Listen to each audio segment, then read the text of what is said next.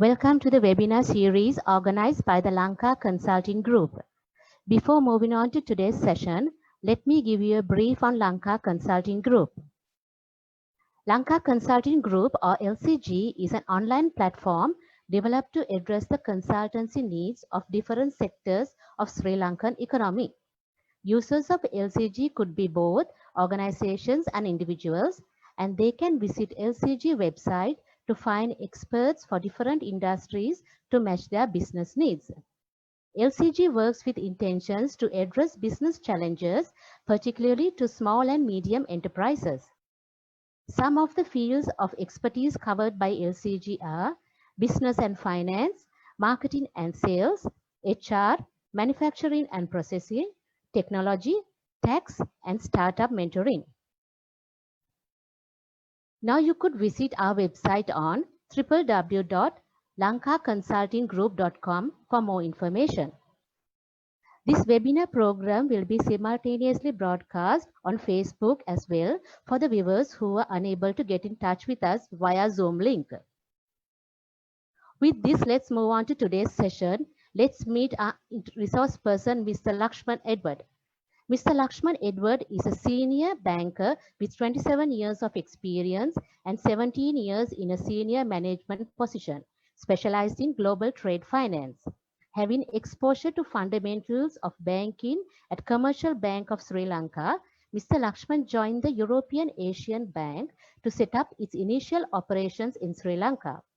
He is an associate of Institute of Credit Management and obtained an extensive training at Deutsche Bank Asia Pacific. He is a founder member and a past president of the Trade Finance Association of Bankers Sri Lanka. So ladies and gentlemen, let's warmly welcome Mr. Lakshman Edward. Over to you, Mr. Lakshman. Thank you, Sidel. A very good afternoon to all of you who are participating, and thank you very much for taking your time for this half-an-hour session. And I also thank Lanka Consulting Group for inviting me to conduct this session, and let's move on.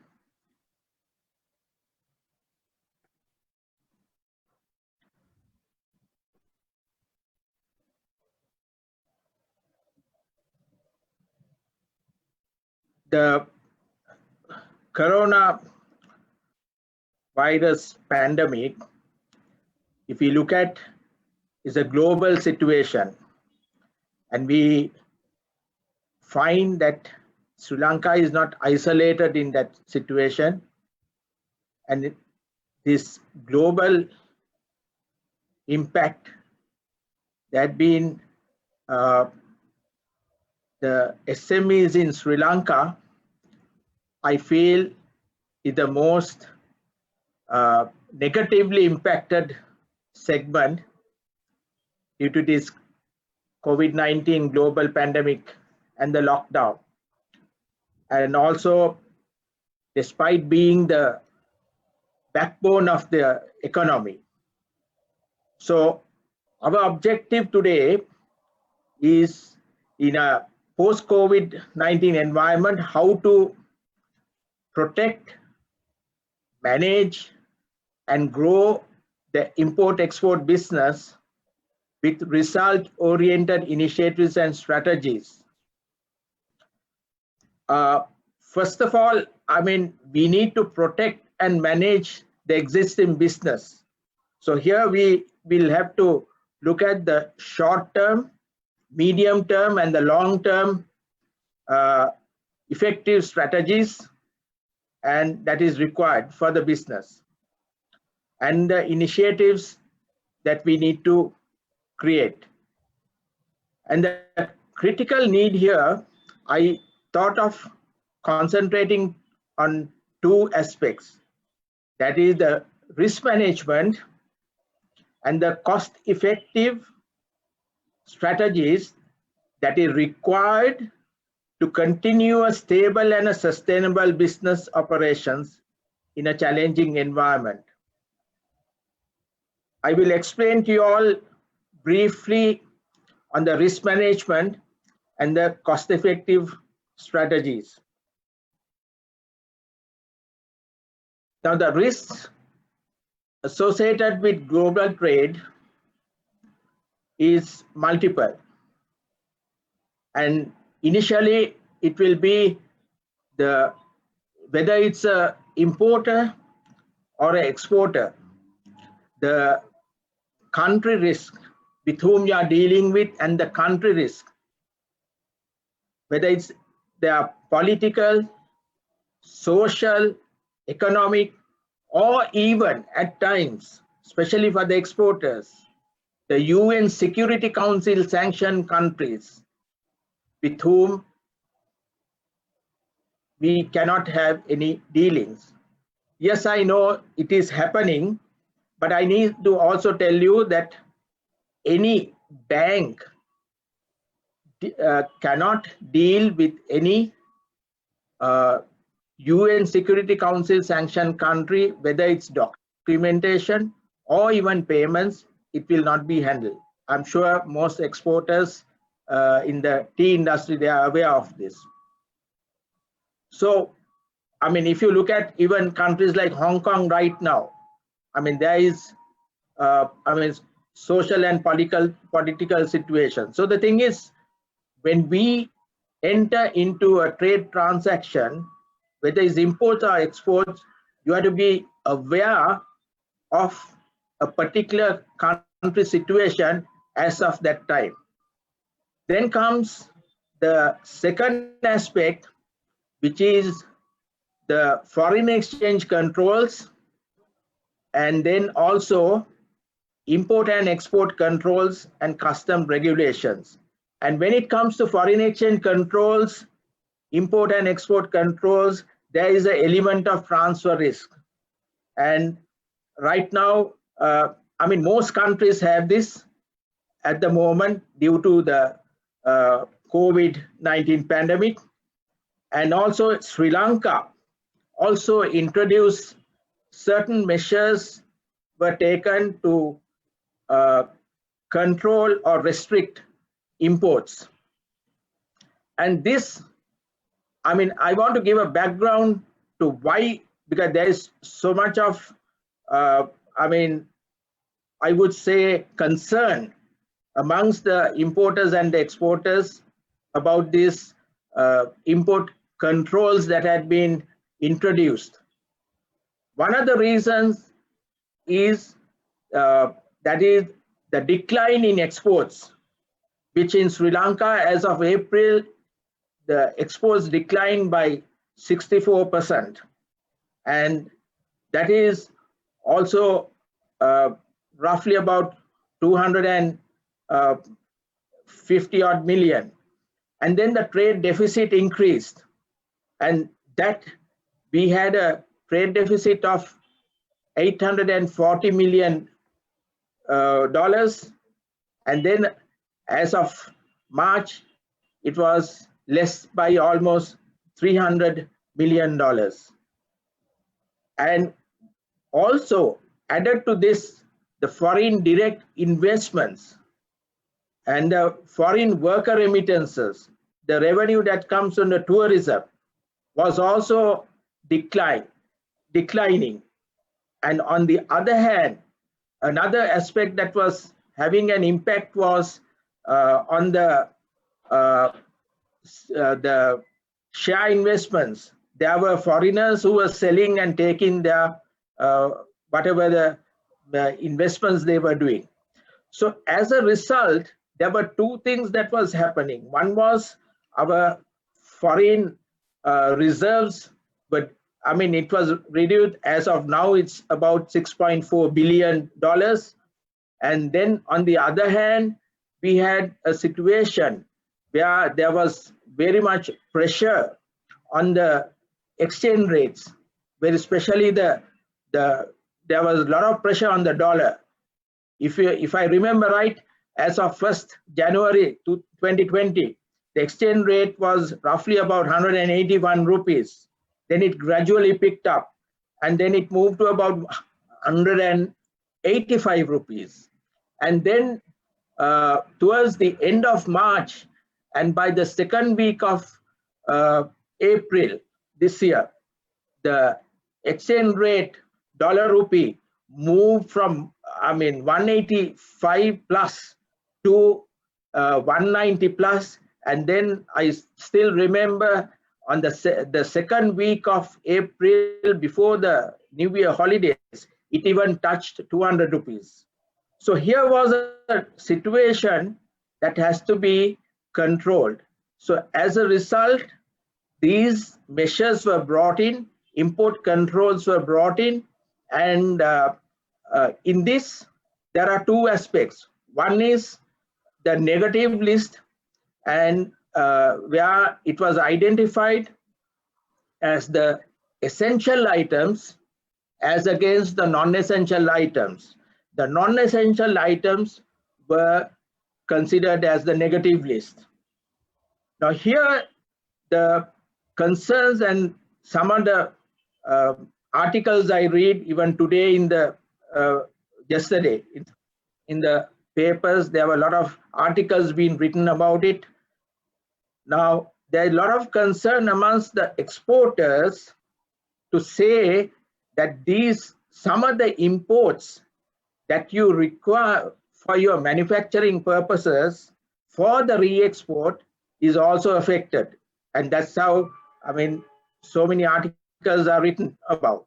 But the real picture is this: the concessions were given despite the negative list, and the concessions were given to three categories: the direct exporters, secondly the indirect exporters or those who are coming under the TEEP scheme, and then the third category is the local manufacturers who would have their products sold in the local market.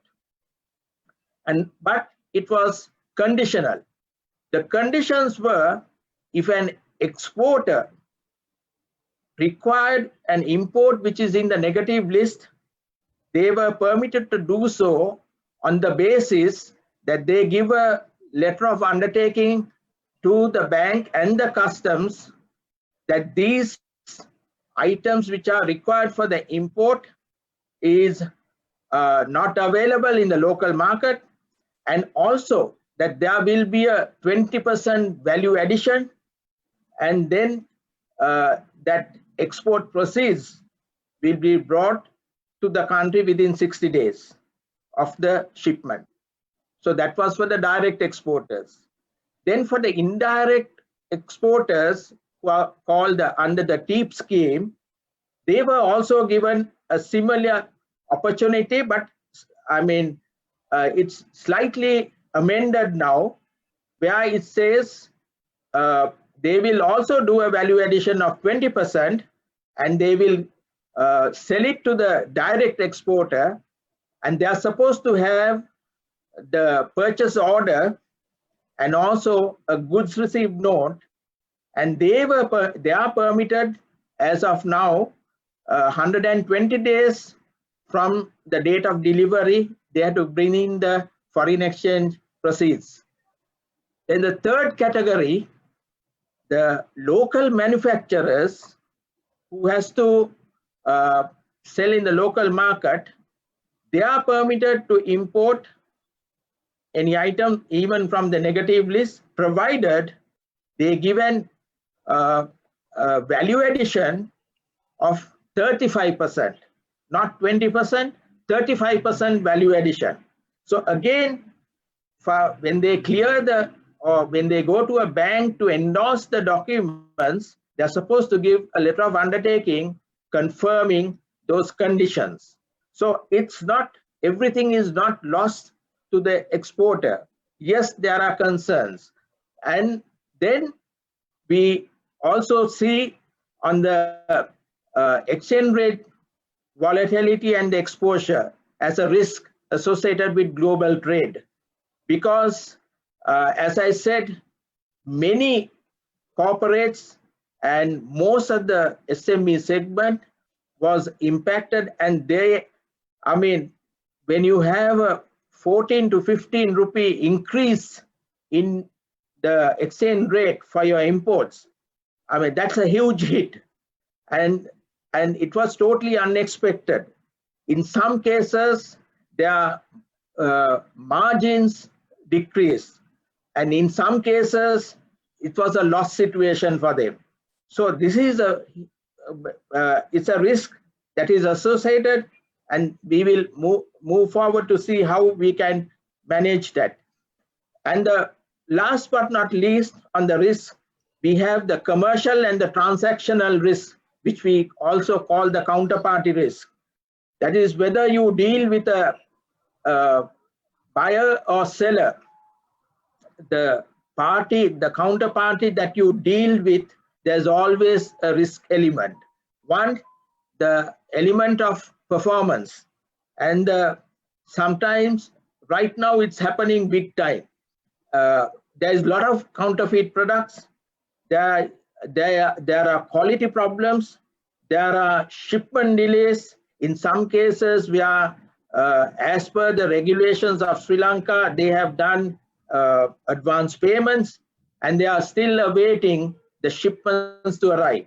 And in some cases, the quality product, the quality defects are there. And then in some cases, counterfeit products are taking place. So then the other aspect is due to the demand. In some cases, the imports are at a higher, they have increased the value. And then as a result, there's an element of, when it comes to your costing for the imports, there's an increase in the costing. So all these are happening in the market. I mean, there's very common, even International Chamber of Commerce shared this aspect from Indian, certain products that comes to India, and some shifted when China was closed, they shifted to India to for the purchase of certain raw material and various other aspects. In that supply chain, there was a lot of counterfeit products that was taking place. So again, that's a risk that you have to mitigate moving forward.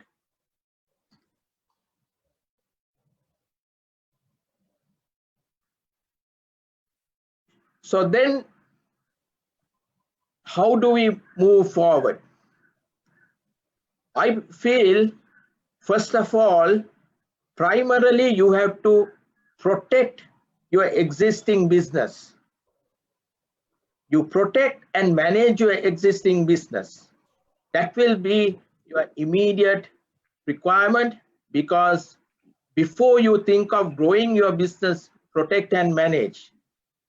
To do that, you need to discover what is your business strength. Each one of you have a strength in your business environment, and that strength is what you need to use to build on that. And then once you protect and manage, then say on a long term, you can start growing that business. And also, we need to look at, during this period, the businesses need to analyze the failures and any weaknesses, whether it's operationally, whether it's in the supply chain, or whether even in being cost effective and then reducing certain costs. So you need to analyze and see where is the weakness, where has been the failure. And also you need to identify the opportunities that is available currently. The opportunities, sometimes it could be a product diversification. One example I can give you for the benefit of the exporters. I was told that the value-added tea, the demand for the value-added tea has reduced now. But then also they can concentrate on the bulk shipments. So that is just one option. Similarly, there are many opportunities. As I said, with the import controls, the main reason was also to promote the local industries, and then there could be opportunities for some of you in the local industry, and then you could have opportunities coming. Now, the other day I read an article where it said Lanka Tiles has they have planned to do some shipments in July to USA with the partnership of a company from China, Wuhan, and also a partnership from USA. Okay, these could be large local corporates. What I'm saying is they are making use of the USA-China situation where their tariff or the customs duty has been increased in the case of, in this case, which is about 225% duty tariff that is being applied. So they are making use of these opportunities where it goes from Sri Lanka at a reduced duty. And similarly, there could be opportunities taking into consideration the free trade agreements that we have with India, with Pakistan, with Singapore, and time to come even with China. That could be another opportunity. Even, there could be opportunities that is prevalent with the GSP plus. So we need to look at those opportunities. Another very critical opportunity that we have is, now the central bank offered certain Saubhagya scheme where for various aspects they have started disbursing, and they are at the tail end of that. So if you really see, that's an opportunity that had been received by the SME group. And also interest rates have come down. As of today, the average prime lending rate is roughly about 8.48. So the lending rates will obviously also reduce. And then, so those opportunities can be availed of. Then you need to identify the challenges. You may have your opportunities, business opportunities, but you may also have certain challenges or your competition that is there. So that is why at the very beginning I said cost effectiveness is very important. Once you identify your challenges and your competition, you will know how to compete in this challenging environment. So with a positive mindset and innovative strategies, increase business efficiency, and the SME segment has to bounce back. As I said, you are the backbone of our economy.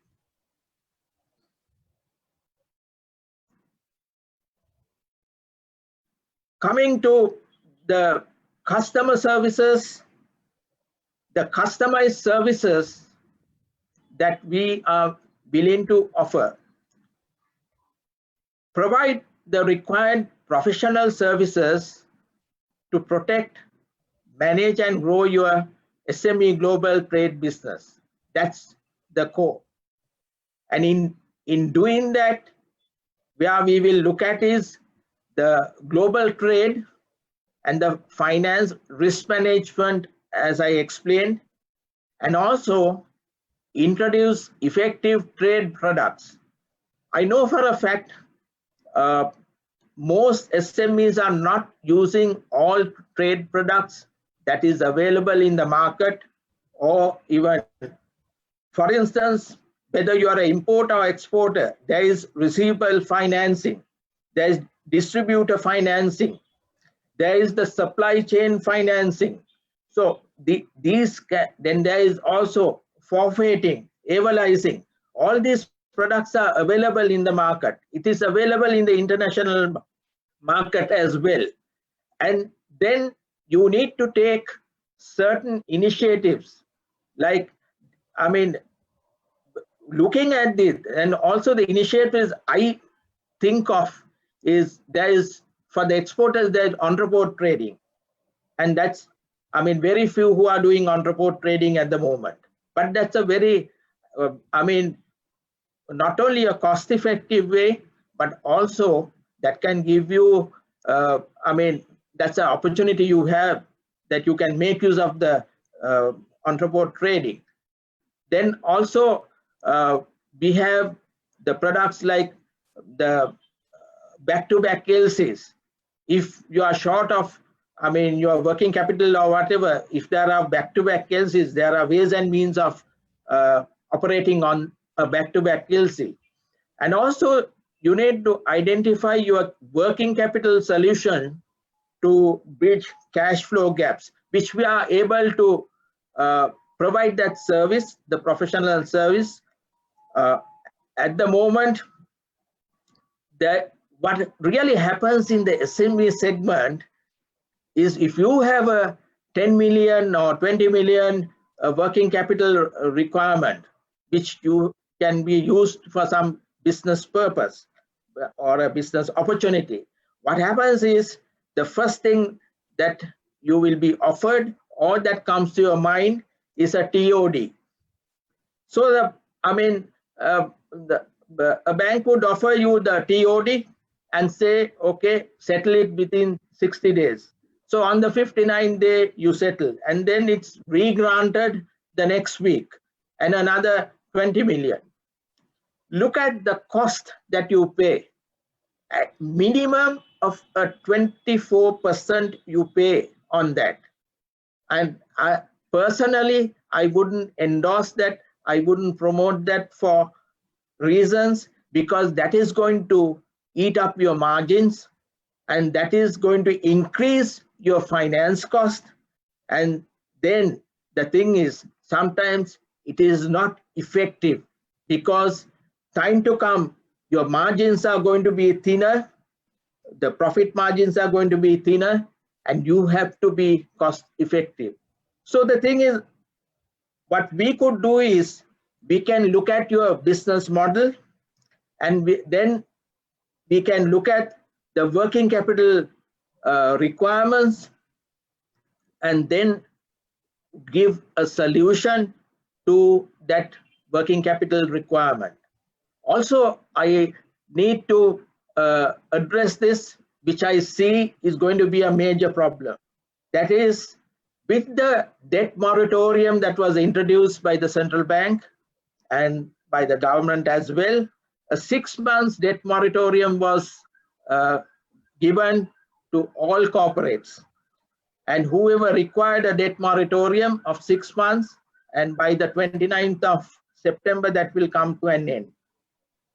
Now, please be aware, the interest cost is accumulated for 6 months. So from 29th of September onwards, you will be paying your accumulated interest. You have to be ready to pay that.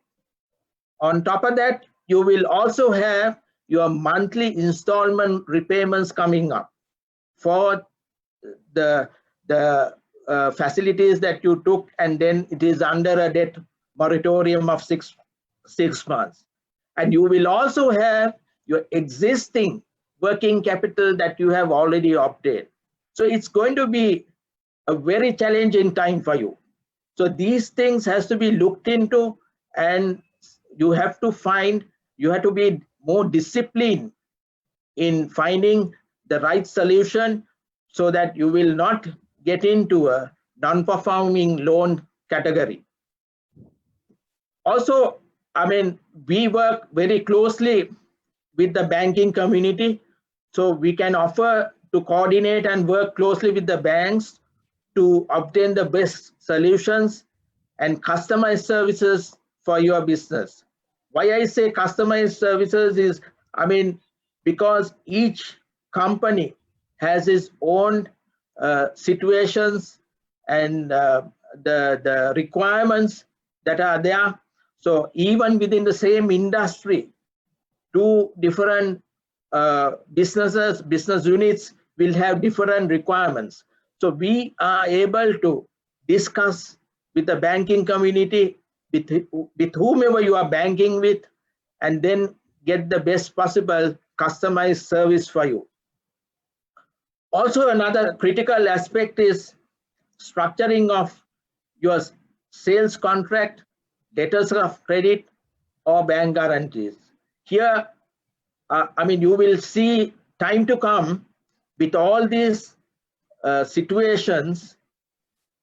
Those who gave on an open account or on a collection basis, they might ask for a LC.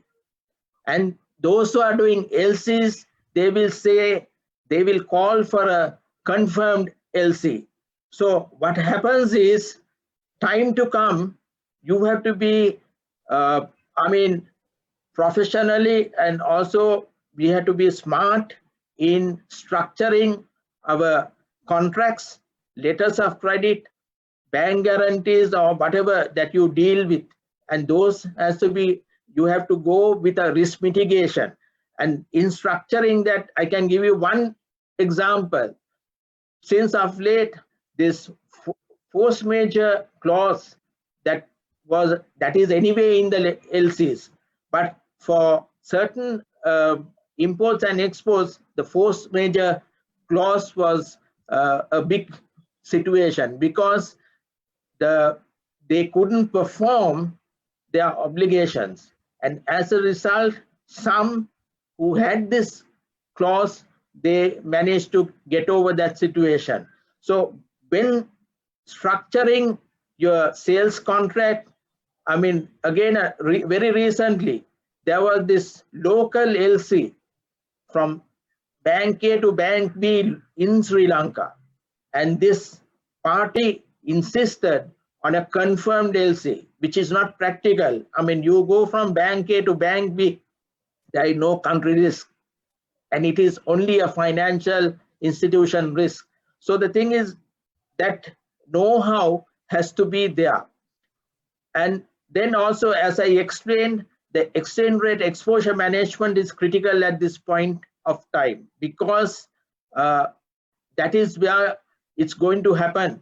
And once, I mean, at the moment, as of today, it's around 186 kind of a situation. But the thing is, it can always move, and then suddenly you will be caught unaware. So depending on the trade volumes, depending on your exposure, you have to manage that. So we are able to do that along with the banking community that we deal on a daily basis. We are able to offer that services. Then finally, the training and development of staff. I personally feel training and development of your staff, who is the resource, is very critical. You have to have a well-trained team to perform. It is not merely to do a pro forma invoice. It's not just that. I mean, it has to be beyond that. They need to understand the intricacies of trade. They need to understand the regulations of the country. They need to understand the rules introduced by the ICC. Unless they know these, even very simple things like HS codes, they need to understand, because you have roughly about 97 main categories that is there.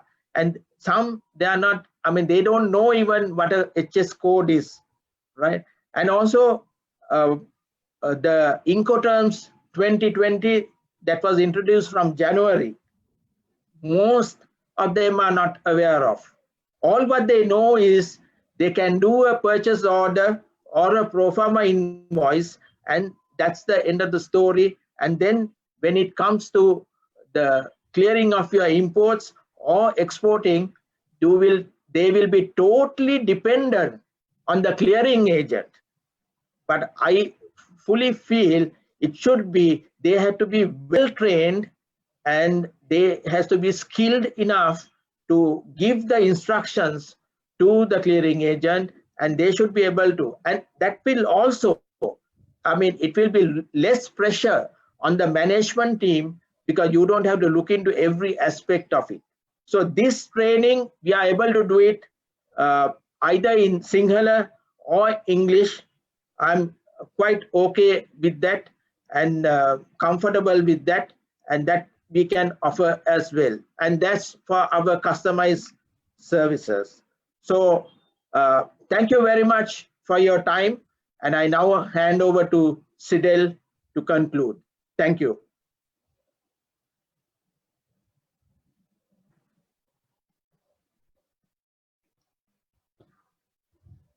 Thank you very much, Mr. Lakshman, for taking time and sharing your experience and knowledge with all our viewers today. If you wish to consult Mr. Lakshman for more information and clarification, you could log on to our LCG website to book a session with him. Also, Mr. Lakshman will be available for any kind of banking matters and training sessions related to global trade and finance.